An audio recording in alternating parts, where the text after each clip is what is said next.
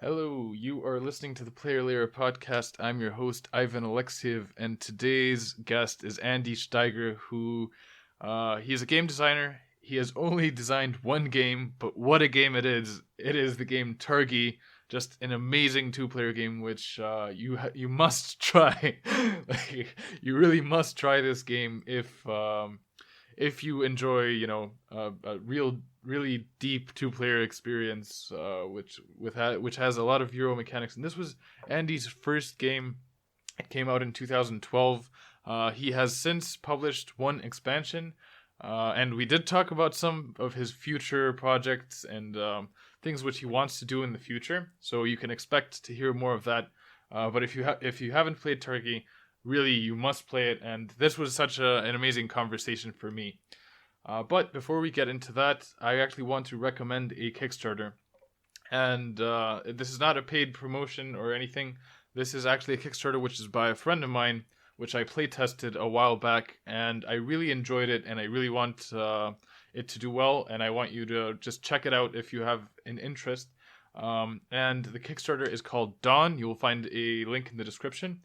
It is a 3 to 5 player game which features social deduction, but I've never been a fan of the genre like social deduction. The games that I've played are Avalon and the classic social deduction resistance games, but this is different, and it's different because the whole game you get to actually choose which side you want to be on, and depending on how you play your game. At the end, your side will be revealed, and then you'll see how you actually did. So there's quite a bit of strategy involved. I certainly enjoyed my plays of it. I've played it maybe 3 or 4 times, and there's some hand management. It's a really light game. It's got a great price point at, I think, $20 is your starting price point. And you should definitely check it out in the link below. But now let's get back to Targi with Andy Steiger. Thank you so much for listening, and enjoy this episode.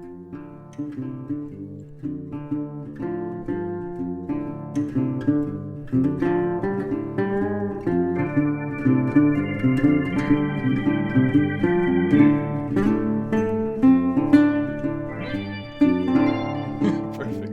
Alright, well then let's start. How are you doing, first of all? Oh, thanks. Thanks for inviting me. I'm doing great, and I'm looking forward to talk to you. Yeah, same. I'm a big fan of Targi, and really, I want to know how it came to be that you designed the game and how you got into games in the first place. Yes, maybe we start with how I turned into a board game fan. Actually, I have many memories playing board games with my mother on Sunday afternoon, because in Germany it's not so uncommon to play games with your kids or with your family. And my mother was a very religious woman, and I think this was her way to keep me inside the house on Sunday. Normally I played a lot outside, catching lizards, building dams at the river, stuff like that. I always wanted to play outside. And she said, Sunday is the holy day. It's the day of the Lord. You're not allowed to go outside. So we met at the table and we played classic games like Memory, Pachichi, Uno, stuff like that. But it was always on Sunday. And I think it was just, she wanted to keep me entertained during Sunday afternoons, because too much TV was also not allowed on Sunday because it was a holy day, so we played. And I have fond memories of that, but this did not turn me into a gamer like we are now. We are board game fans, we are gamers. I liked playing, but it did not catch me. Later, as teenager, sometimes I played with my friends. I played Uno or even Catan, but also this did not turn me into a real gamer. The turning point came when my wife was pregnant with our first son. We were a very active couple. We went out, going to the cinema, to the theater. We had dancing class and restaurants, stuff like that. And then she was pregnant with our first son, and she said, Andy, I cannot go out with you so much. I'm too tired. We need to stay more at home. And I wanted to find something besides only watching TV or only reading books, which is also nice, but I did not want to do it all the time. And so one evening I opened the cupboard and we had some games, Carcassonne, Catan, maybe one or two Spiel des Jahres winners. And I took them out and we started to play, and it was so interesting. It was fun.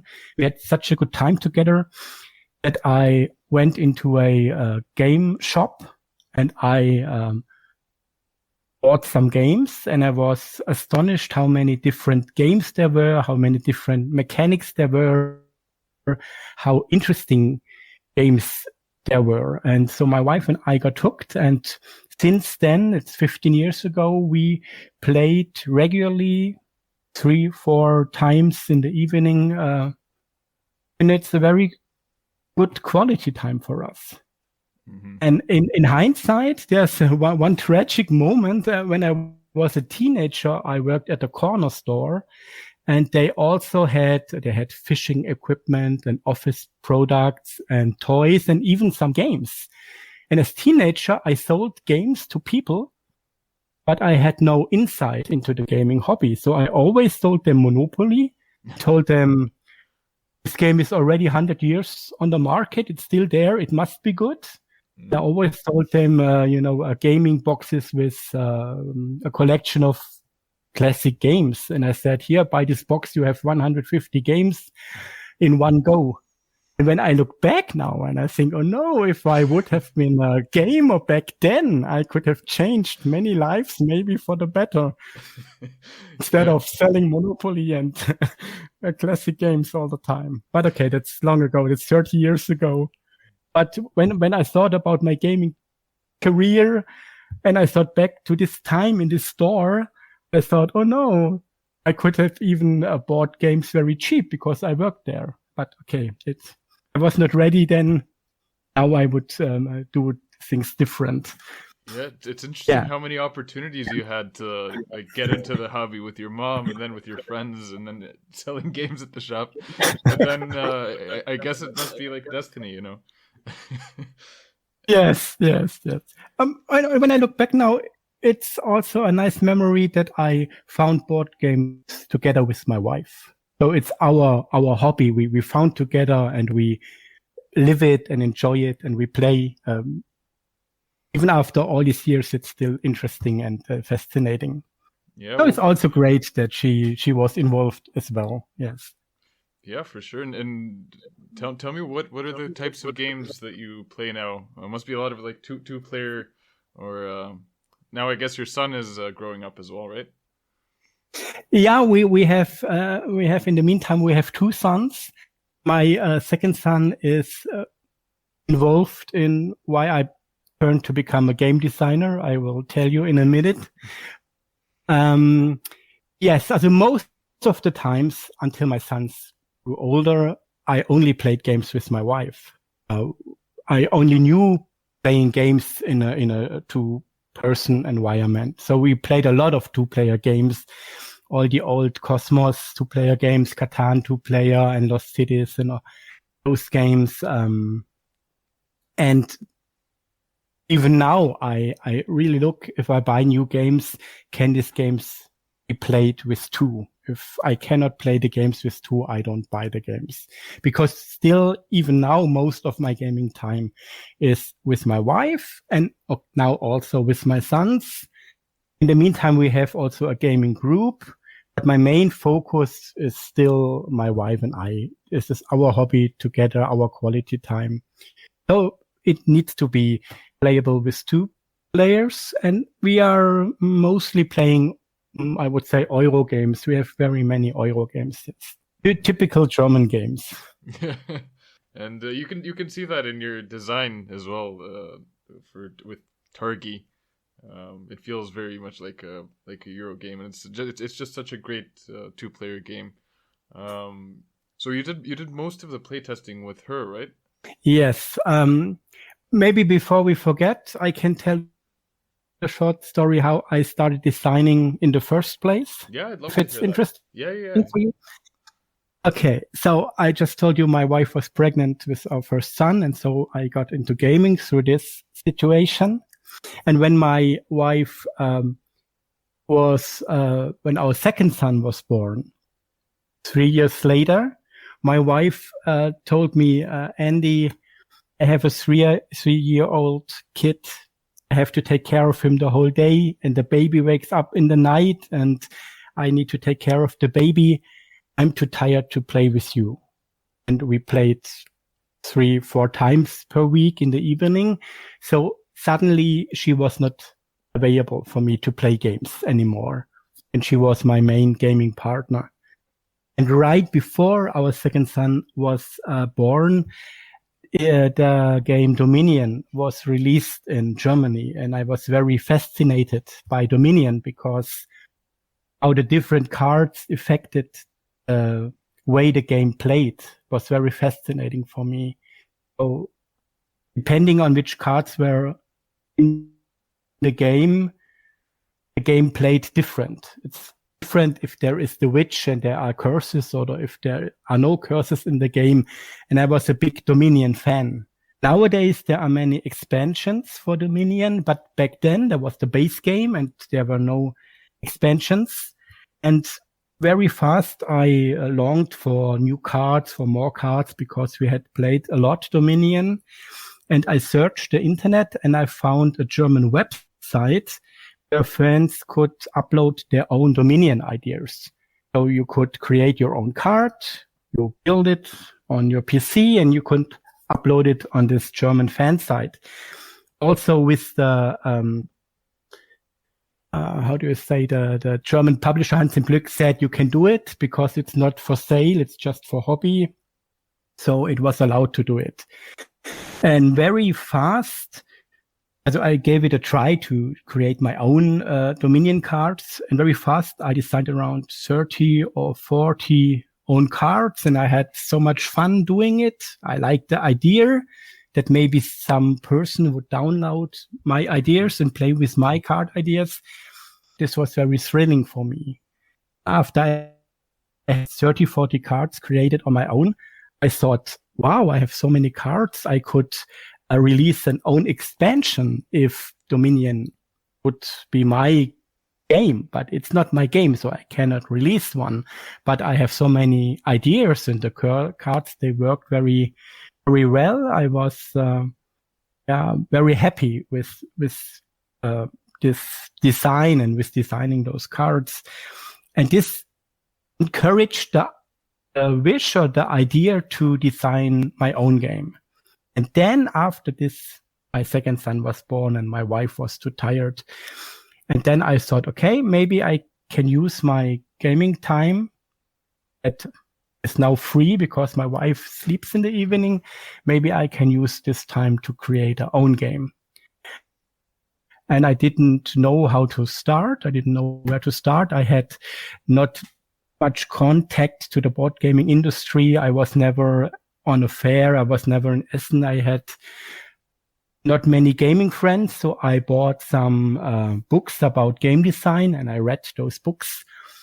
My wife was getting a little annoyed because in every room there was a book about game design and I read them. And she said, what do you want with all those books? And I said, yeah, I must learn about game design. I want to create my own game. And she said, well, okay, you can try. And after I had read those books, I made a list, a top 10 list about things I love in games. Also, this list included stuff that my own game design should incorporate. And there were some points like I love worker placement. And so I wanted to be a worker placement game. I wanted to be a 2-player game because I always play 2-player. I thought there are already many worker placement games, so I want a special twist in the game. And my main idea was that the placement of a meeple should not only change one aspect or to give you one thing, but should give you 2 or 3 things all at once. My first idea for Targi has a special intersection mechanism. The very first idea was I have 3 rows of cards and I place my meeple above these rows. Now there are 3 cards under this meeple and you will receive these 3 things. And while thinking about this idea, I thought maybe I can also place the meeple on the left side. Now I have one above and I have one on the left and I can activate more cards. And then I recognized this are very many cards that you can activate. And I activate all the cards. So I thought maybe if I just, where I place the meeples and where they intersect, I just use this as my main mechanic. This was very interesting, but then I thought 2 intersection would be even better. And these were all ideas that I had in 30 minutes. In this 30 minutes, the core mechanic of Targi was born. That is now so interesting, this intersection mechanic.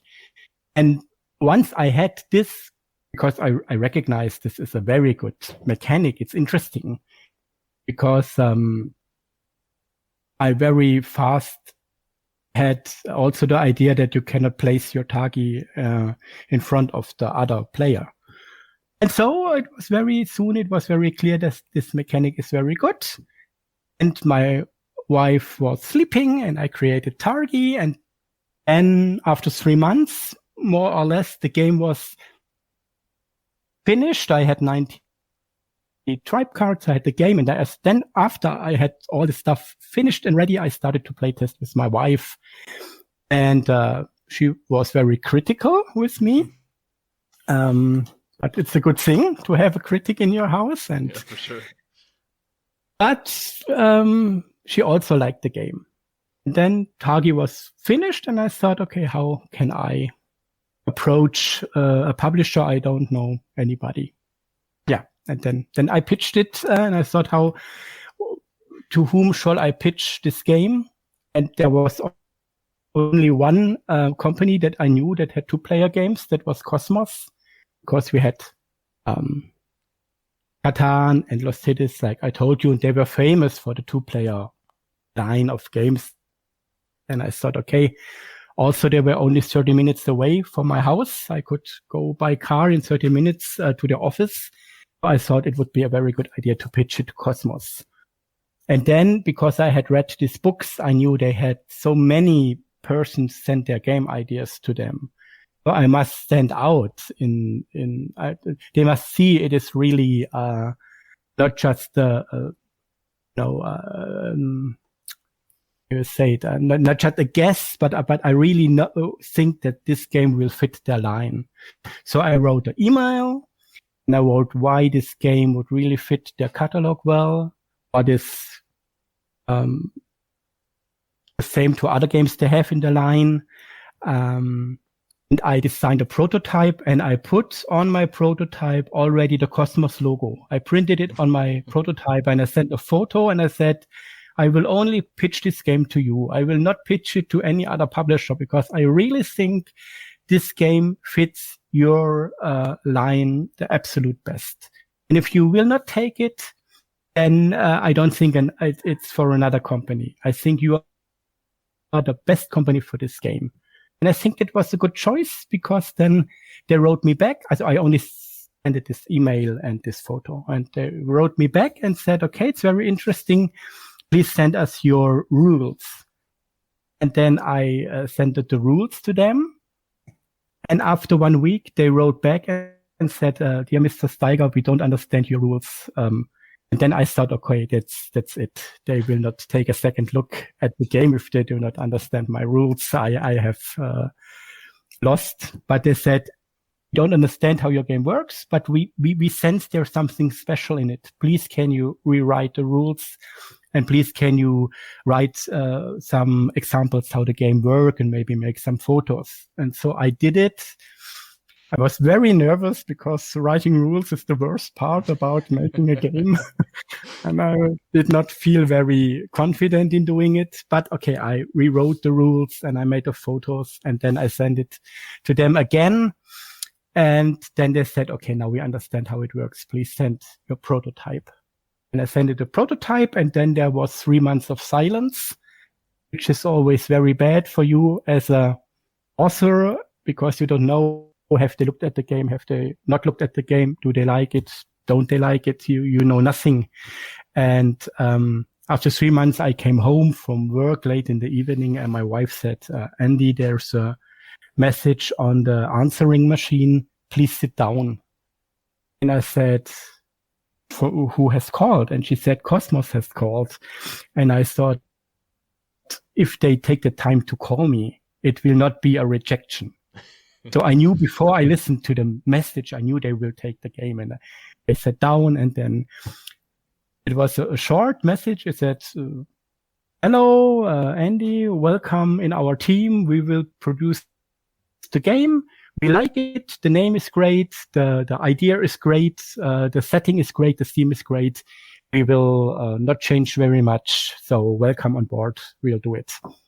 And then they did it. It was still 1 year where we had to do fine tuning and decide which card we must throw out and which card we will keep. I had way too many, and do a little, work on some little things. But the main game really is the way I designed it, is the way it now was published. So it was, a great day. I'm still after years, I'm still very happy that it worked out this way. And apparently not only me and Cosmos, but also some people like it. A lot of people like it, and for good reason. I've got a lot of questions from that. I think it's a great story. I think you did a lot of things right, and you make it sound easy. The way you said, well, my wife was sleeping, so in 3 months I made a game. So first of all, I want to ask, what were those books that you read? Do you remember any of them or any of the authors? Yes, but I think they're only available in German, so it will not be very helpful for most of your listeners. One book is a series. There is once a year there is a meeting of all German designers. They go on a weekend together in a hotel, and they have a brainstorming. They play prototypes, but they always also have teachings. They teach to one another their ideas, and they always write everything down that they learned in these weekends. And it's a series of books, and it's maybe 10 books from all those years. I mean, I have read all these books. I have just forgotten what the name is, but I read all of them, and this was very practical, very from really famous German, Friedemann Friese and big names. Back then I did not know that these were big names, but they were big names, and now I know it, and I read those ideas from them. There was another book, it's called Spiele entwerfen, a very old German book. Meanwhile, a little outdated, but still there were many good tips in it. Like every publisher gets around 1,500 game ideas per year. They will never look at all those game ideas. You must stand out. You must do something special, and things like that. Another very good tip that I read was gamers. The best mix to have a game is 80% of stuff that gamers know and 20% of stuff that gamers don't know. And I think this is right. If everything is new and all mechanics are new, people cannot feel how the game should work. And if everything is old, 100% old ideas, it's also not fascinating. But this mixture of common ideas and new, fresh ideas, this is a good way to make a game. And I took all these things out of these books and all these tips and tried to put it in my design. Yeah. And I think it worked out. Yeah. Yeah, I think so as well. I think all of those things you mentioned are things which which I find true, and I actually hadn't heard that one with the 80% mechanics that people are used to and 20% new. It's a very interesting like way to look at it, because like what I do is I help people develop their games, and sometimes I get very early prototypes and we just do play testing, and a lot of times the problem is either it's it's all new, which is and it's confusing. Yes, when everything is new. Yes, and on the other hand, you can see that even the designer has a hard time understanding it. I think, or has it doesn't feel organized. It feels like a messy game. And I even think a lot of games are a really good example for me is if you haven't played it, I highly recommend the game Dune Imperium. We've been playing it a lot for the past couple of weeks. Okay. It's a very new game, right? It's a very new game. It came out. Yes. It came out in December, so 2 or 3 months ago. Yes. But yeah, I think that's a very good example because it's a worker placement and it's deck building. So basically, the two things we're talking about now. But they did a very interesting mixture where the cards actually allow you to go to those worker locations. And yeah, I wanted to bring that up. But yeah, it sounds like you were very like diligent about about your approach. And what was your job at the time? And I think I read somewhere that you were a kindergarten teacher. Is that right? Yeah, I still am. I was a kindergarten teacher back then. I still am in the same kindergarten. A lot of people say, Andy, why don't you do kids games? You could play test all the time with your kids in your kindergarten. And I always say that is too close to my work because the board games are my hobby.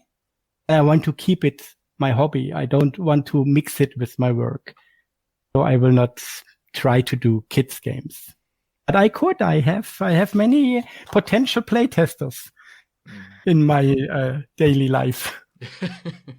Yeah, it sounds like it, and yeah, it's an interesting approach. I know lots of designers and some of my favorite designers who choose to keep it a hobby because I guess it can when something becomes work, it can it has has more downsides than when you keep it strictly a hobby. Like Mark Pakyan, the designer of Treasure Island, he said the exact same thing almost that.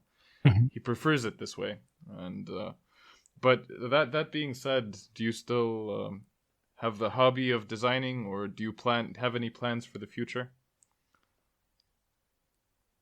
Okay. You said a couple of minutes ago, it sounds so easy to create a game in 3 months. You see, now years have passed, and except for the Targi expansion, I have not yet published a second game. And that is, designing is hard. Targi was easy. It was everything fitted perfectly. The timing, everything. This game was inside me. It had to come out. It was just there. I still work on many ideas. And I throw away many ideas because I think if I just publish another game that is just the same as games that are already out there, then my new game has no meaning. It doesn't need to exist. So I do not want to copy myself, and I do not want to copy just other games. Yeah. I want to have this mixture of this new element. And I had with all my other designs that I worked on, I had the feeling these are good games, but these are not games that will be spoken 1 year later. This is all games that would be forgotten very fast. And I thought, because I don't have any pressure, I do not do it for living, it's just a hobby. I will wait till my next game is a game where I can say I'm proud. It's just as good as Targi, and it's not a weaker game. I do not want to publish just that I have a second game. That it's not in my intention. And also the first time after Targi, I had 2 or 3. I was a little bit, think, I'm the king of the world. And I had 2, 3 designs I sent to publishers, and they all sent my ideas back, and they said, these are good games, but they are not as good as Targi. And then I slowed down and I thought, they are right. They are not as good as Targi. Why do I pitch it to them? There's no need for it. Must be good pitches and good games. And then after this, I focused on the Targi expansion, and all of my designing time went into the Targi expansion. Yeah. And now it is this 80-20 goes through my life. I would say 80% I take my time that I have playing games that I have bought from my colleague, from my author colleagues von Stefan Feld and Uwe Rosenberg. It's the main time I use for my free time, and maybe 20% I design. I'm still designing. I work today, even I worked on a game, but I will not pitch it until I have a feeling that it's ready and it's worthy of being published. Yeah, it's very good that you keep the high high expectations from yourself, and you want it to be a good product. You don't want to just settle for something, but a lot of times you have to go through. I find that you have to go through different ideas and exploring why they don't work. And sometimes it does magically happen. Sometimes some games are easier to make than others, for sure.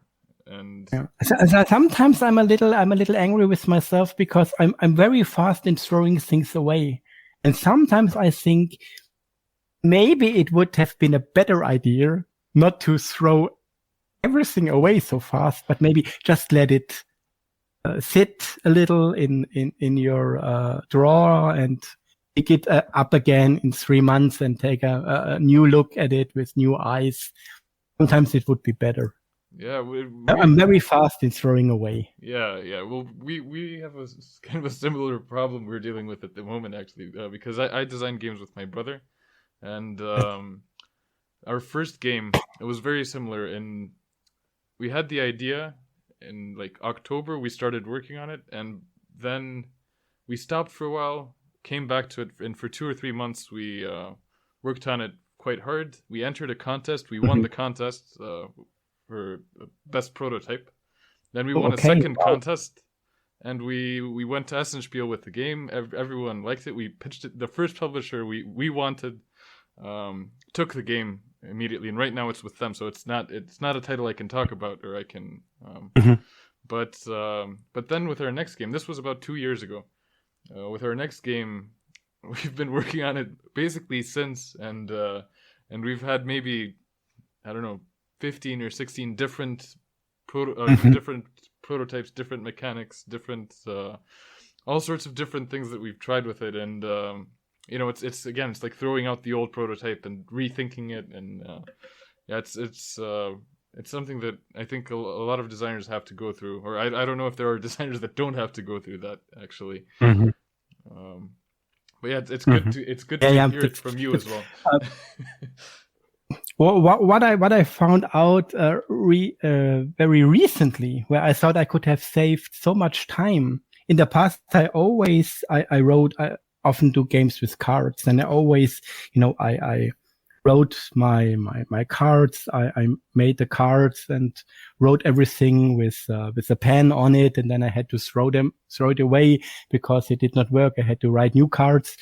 And very recently, I found out if I sleeve a blank card and I write on this, so that I can wipe it away. I do not have to make new cards all the time. But it is my new thing to save time, that I have these sleeved blanco cards, and I write on them, and I can make easy changes without throwing away so much paper and so much cards that I worked on so long. Yeah. Save a little time. Yeah. It's those things that you learn are for sure a thing. We started doing all of our playtesting online actually on Tabletop Simulator, where it's a lot faster because the other prototypes took so long we would print them and cut them. But yeah, what do you think would be your like ideal game if you want to, or if you could make a good game? What are the mechanics that you would want to use? Like the ideal right situation. now, yes. I understand. Right now, at the moment, I think I would like to design a bag builder because I'm totally in love with Orléans. Mm. You have played Orléans? I haven't, no, but I've heard very good things about it. It's really a very fascinating game because every draw of the bag is interesting. Mm-hmm. With every move with every bit you draw out of this bag, it's interesting. What will I get? How can I place it? Mm-hmm. Some say it's a worker placement. Yes and no. The main mechanic is drawing these. It is what are they? They are not cubes. They are discs. Mm-hmm. To draw these discs out of this bag and to see what you can do with them. Yeah. And this is a fantastic mechanic. I still love worker placement very much. It's my favorite mechanic, but there are very many worker placement games. So it is difficult to find aspects that are still interesting. This is why I will look at Dune, because you said that there is implementing the cards Mm-hmm. to use as a worker placement rule where to place your. That sounds very interesting. Yeah. So it's not easy to find new ways. So at the moment, I would really love to have a back building, and I worked on a back building today already. We will see if it works out. But at the moment, I find it's a very fascinating mechanic because there are not many games beside Orléans in general, and a few back building games that I knew are all not as good as Orléans. I think Orléans is was the first one I played, and it's still the best one. Yeah, I haven't played many as either. I think I've played the one where what is it called? Not Tarragona, or it's about in Spain, the festivals where you have to stack people on top of each other. Yes. But I don't remember what the name of the game. Castel. Yes. Yeah. I have not played this one, but I heard of it. Yes. Yeah, I've only played it once, so I can't talk much about it. But I definitely recommend Dune Imperium. It's very interesting. And the other worker placement, which I think is one of my favorites, or one that certainly has that little twist, is Architects of the West Kingdom. That's a great one as well. Yeah. You can send these meeples into prison. And yeah. if you don't do it, they get more and more stuff. Yeah, now your opponent sends another one in the forest, and he gets so many wood. You have to catch them and throw them in prison. It's really great. Yes. Yeah, it's such a small little like twist. Like you said, it's the 20% of the new is that, yes. You know, but it works so well. And I've become friends with the designers, Sam McDonald, and I'm just we talked on the podcast, and I think it's a really amazing worker placement game. Yes, all games in this line are great. I like them all. I like Paladins. I like Viscounts. I like Architects. I like what's the one? The old one, Raiders. The older one. Raiders. Yes, mm-hmm. I think they all have this little special. It's always a little rule that brings the interesting stuff into the game. Yeah. The rest, collect resources. You do it very often. It's still interesting, but this little twist, it makes these games all special. Yes. Yeah, for sure.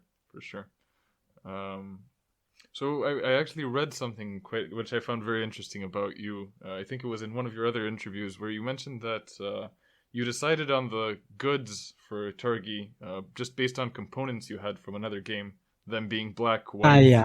Yes, yes. Oh, I can tell this story. This is still very interesting. Since Targi was my first design, I didn't have any prototype material. I had nothing. I had to start from scratch. Targi was my first design as well, as my first prototype design as well. And I just recently had bought, I had the first version of Agricola. The first version of Agricola, instead of the animeeples, it just had cubes in it. Mm-hmm. And I bought the animeeples. You could buy them on eBay. I bought it for Agricola to pimp the game. Nowadays, the animeeples are in the game when you buy it, but back then in the first edition, it was not this way. So I had white, brown, and black cubes. And I thought I can use these cubes for my game. That I didn't know that it was Target. I can use these cubes as goods for my game with this intersection mechanic. And then I Googled. Then I thought, which goods could these colors represent? And I thought in my head, white could be salt, brown could be dates, and black could be pepper. And then I Googled if there was a tribe or if there were people who traded these three goods. And there I found the Tuareg. They traded salt, dates, and pepper. And I thought, this is great. There are not many games about nomadic people. I can use this people for my game, because a prototype was called Tuareg. But 2 weeks before the game was sent to the printers, another Tuareg game was published in Germany. Mm-hmm. And then we had to change very fast. We had to change the name.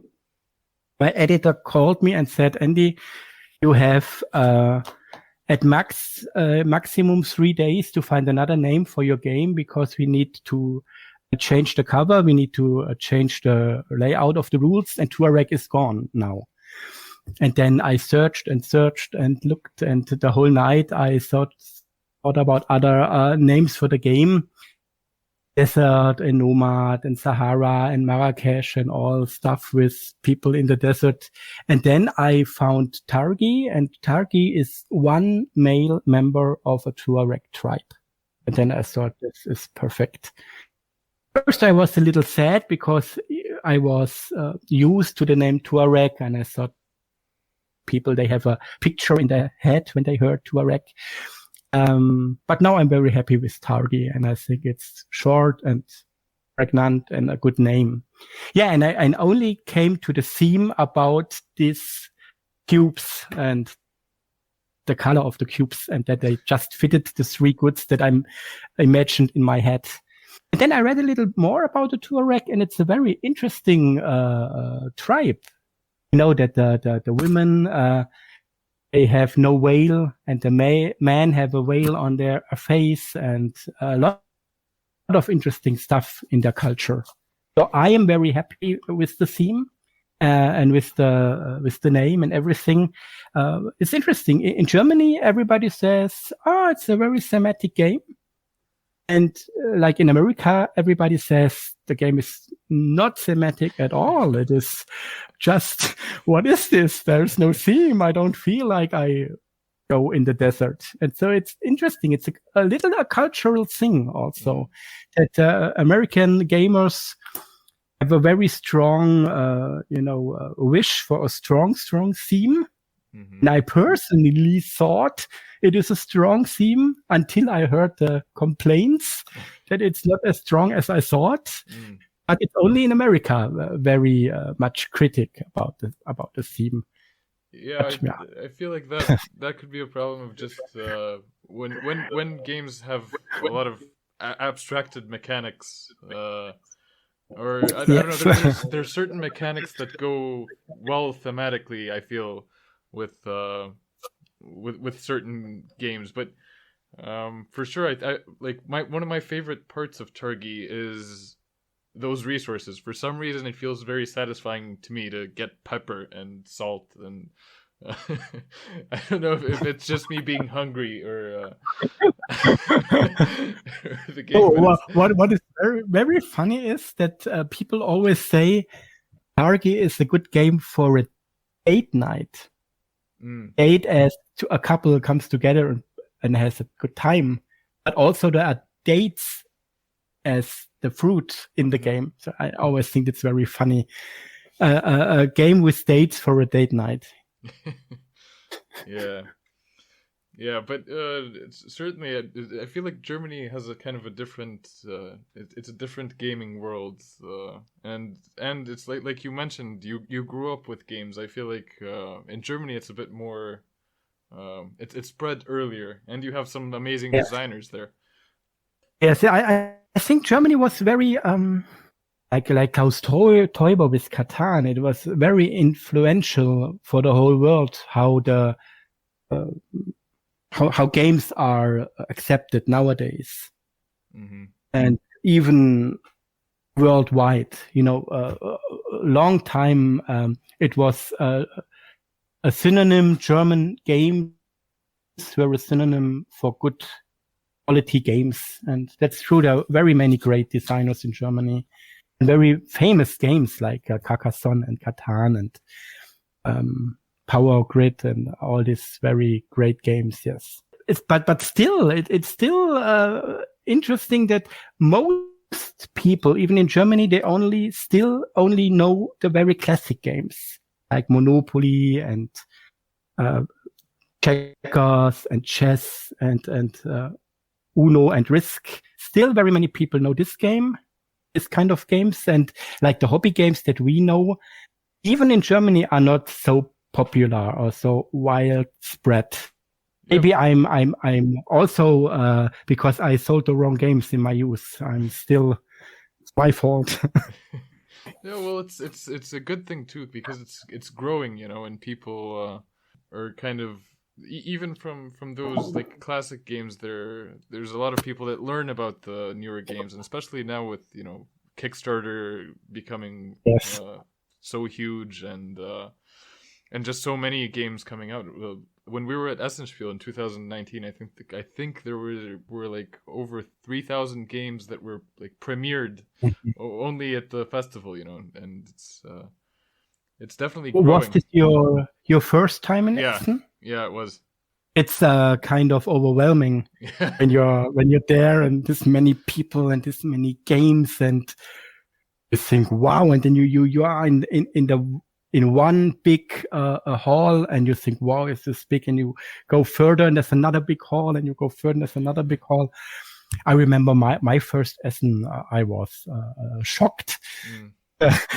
But now I love it. I was very sad that it did not happen this year or last year, 2020, that it could not be held in Essen. Yes.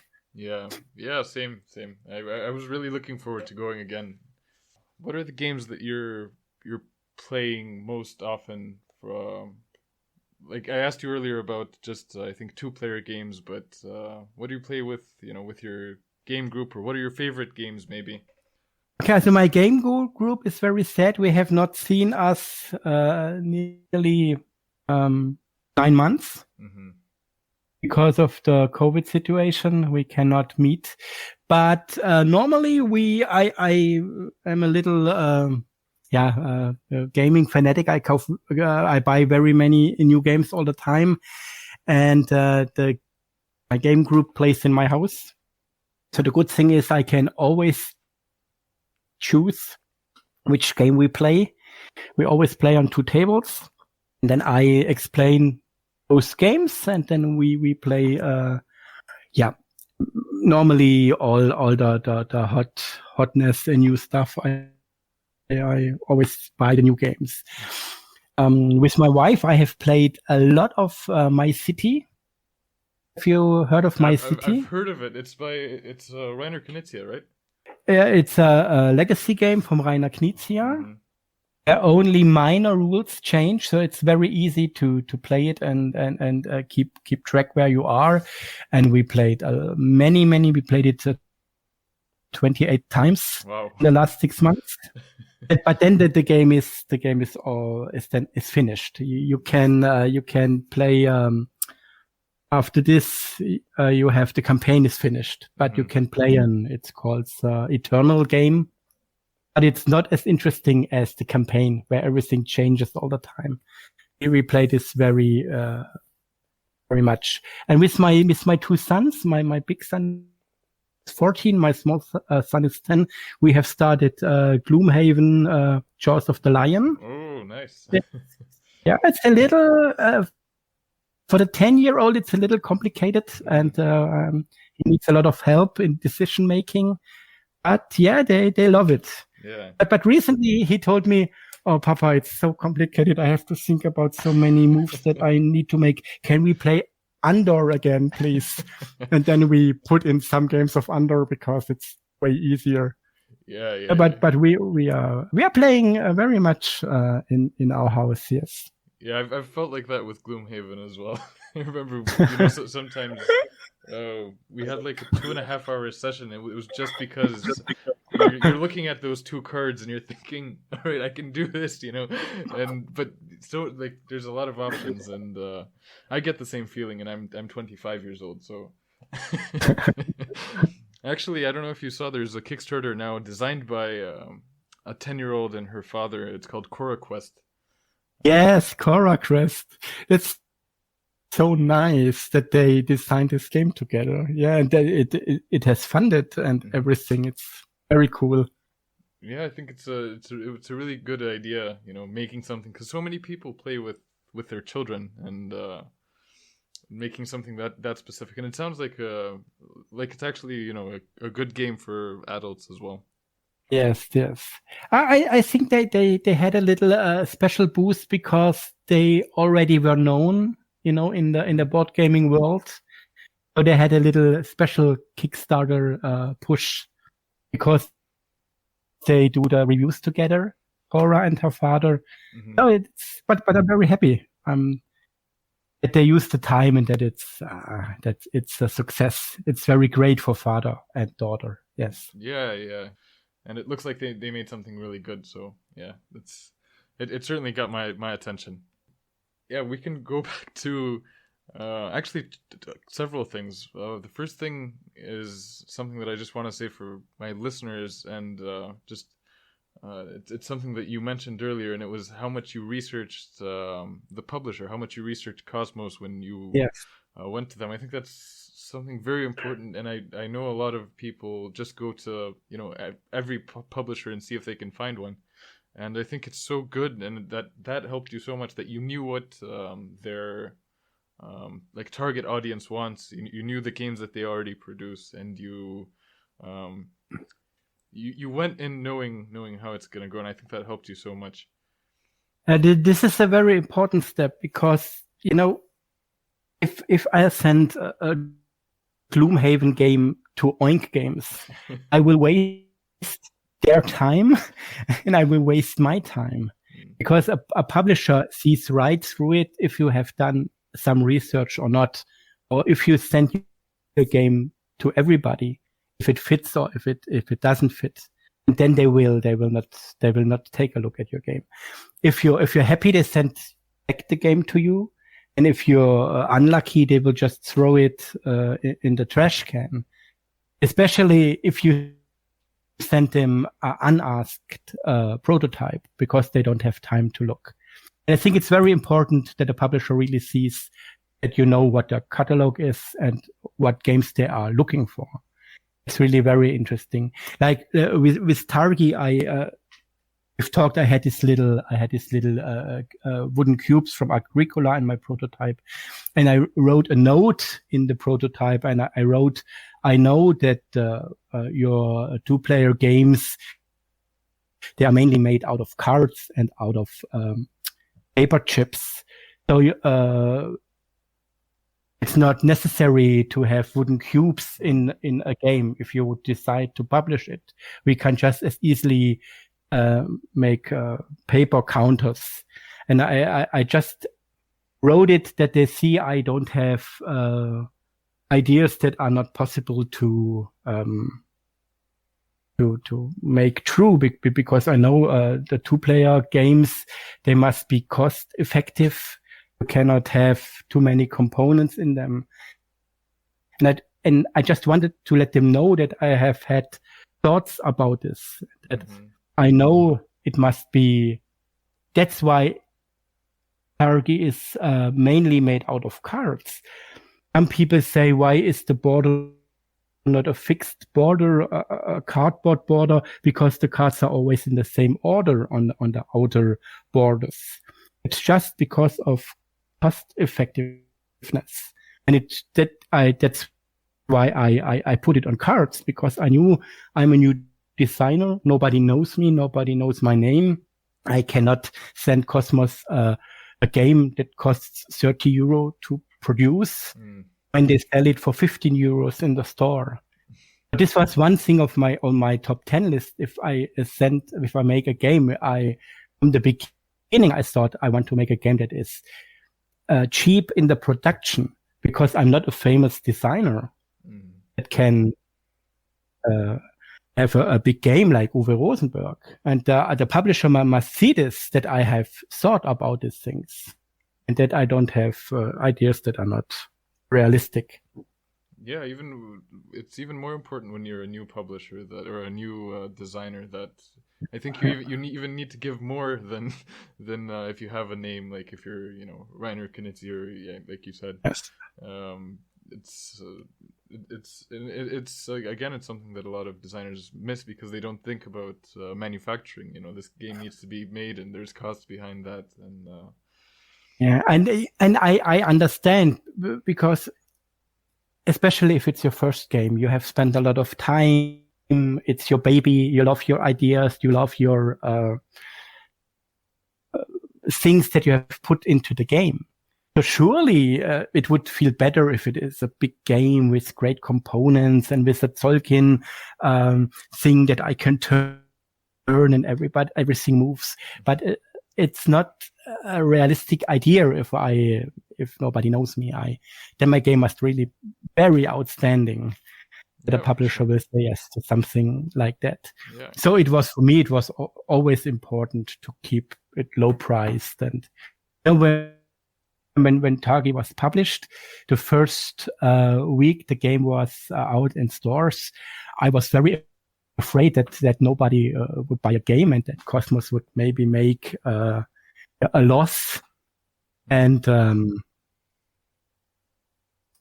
sadly, it was not this way. After the first 2, 3, 4 reviews came in, and every review was positive. I know, okay, I think this game will sell. But my first thoughts, I was a little afraid that it will not work out for the publisher, and what will happen then. Yeah, I think that's normal. This was for the expansion. It was a long time. Cosmos did not want to print the expansion for Targi, because they said the expansion will not sell as much as the base game. Mm-hmm. They were not sure if they wanted to do the expansion. And then my editor, who played the expansion, one problem for a publisher is the cost of, in your warehouse, when you do the storage cost is one problem. So if you have a game and it takes shelf space in your storage, and it costs you money if it does not sell, and the shelf is free again for new games. So for Cosmos, it is there is a time span. They say the game should sell out. The printing they make should sell out in 2 years. This is a good time frame for a game to sell out. If the games are longer in the shelf, it costs them too much money. And then the Targi expansion, when it was the decision need to be made if it should be printed or not, my editor said I played the expansion, and Cosmos is a big company, so there are many meetings and a lot of people are involved. And my editor said, in German there is a saying, ich lege meine Hand ins Feuer, which means I would place my hand into the fire for the words I say, that you can trust me. And he said, if we do this expansion, I promise the charge that we print, it will sell out in this 2-year time frame. And I personally take responsible that I promise it will sell. And then the expansion was printed and it was sold out in 2 months. And I was so happy, not for me, but for him, for my editor, because he took a step to push the expansion, and he took a personal risk in the company to vote for the expansion, and it worked out so fine, and it was a success, and I was happy, and he was happy, and he made the right choice. But that's a great feeling if stuff like this happens. Yeah, for sure, and it's something that I've heard a lot of people deal with. Actually, recently I talked to Bruno Catala, who's a designer I'm sure you know. And yeah, sure, and he has some great 2-player games as well. Oh yeah, for sure. His 2-player games are some of my favorite. Seven Wonders Duel is for sure on my. It's great. Yeah, but I talked to him about the game Yamatai, and he said, because a lot of my listeners who listen to the podcast, before that I asked what are they interested in hearing, and a lot of people said an expansion for Yamatai. And he said that just the publisher, and it's a big publisher, I forget which publisher it was, maybe Days of Wonder. Days of Wonder. Days of Wonder. That's right, Days of Wonder. Yeah. He said that he had the exact same problem. They thought that it wouldn't sell. So he is not, they're not planning it, you know. Yeah. That, sometimes, what people sometimes underestimate is how much money is in the gaming industry, because for a publisher as well, it's not much money. The charges are very small when you sell a game, which money will the publisher be in the plus. You know, it is not a lot of breathing room. So and every new print for a game is a risk.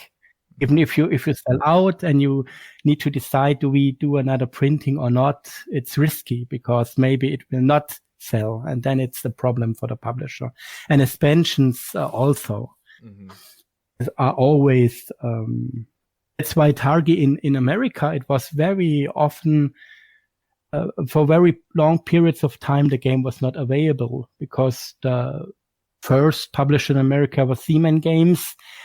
And they only did small printings, and we're not sure, can we do another printing of Targi, yes or no? Now it's back with Thames and Cosmos, and they have a little better, they can estimate a little better how much they sell and how much at the moment it is sold out in America, but it's being reprinted at the moment, so it will sure be available again. But every reprint is also a risk. Maybe they do a reprint and then nobody needs the game because everybody who wants it already has it. Some publishers kind of solve that problem by grouping up the expansion with the base game with, like essential editions or big box editions, but you can't afford to do that with every game. Or if you have the luxury that your game will be published in different languages, you can make all the different languages together in one printing. So the French and the German and the English one. Then it's because the more games you print in one batch, the cheaper it gets to print them. So, and if you have already many partners in other countries, it gets cheaper. And that's why, because that big publishers have a little more wriggling room, because they often have partners in other countries who say, okay, we will also take 1,000 or 2,000 or 5,000 copies of the game. Yeah. A small publisher has a much higher risk. Yeah, for sure. So I think we're coming to the end, and I always ask this question to everyone that I talk to. What would your advice be to somebody who wants to design a game but hasn't started yet or is just in the beginning phases? Okay. I think many gamers have this wish or this desire to have an own game or to try to create an own game. And I would encourage everybody to give it a try. Not wait or hesitate, just give it a try and work on the game. And like my example is an example. A lot of people say you need to have a lot of friends in the gaming industry, and you have a lot of context already, and you have been on very many fairs and worked there at the booth, and the people know you. Yes, that's often the case, and sometimes it is not the case. Sometimes a person who is not known can also publish a game that will become well known. And even if not, I think it doesn't matter also. I have told my wife back then, I said, Antonella, if nobody wants to have this game, if Cosmos does not want to publish it, then we have a game just for the two of us, a game that I like, a game that you like, and we can play it as couple. So I think it's always a win-win situation. Either you have a game for yourself and you can play and you can be proud of that you have created something, or maybe a publisher will pick it up and will publish it, and you have also won. So I think you cannot lose. And I think it's important to try to fulfill your dreams and to fulfill your wishes and give things a go. I have many things in my life that I have just tried, and they worked out. I was a big fan of improvisation theater, and I always thought, I would also like to be on stage and play improvisation theater. And then what did I do? I just started doing it, and now I play on stage improvisation theater because I had the courage to do it. Same thing with board games. Yeah. In every aspect of your life. I think if you look back and you think, oh, why haven't I started this? Why didn't I took dancing lessons? Why didn't I start making a game? Why didn't I make Kung Fu class? It doesn't matter. You will always be sad if you have not tried it and if you have not done it. My word of encouragement is just do it.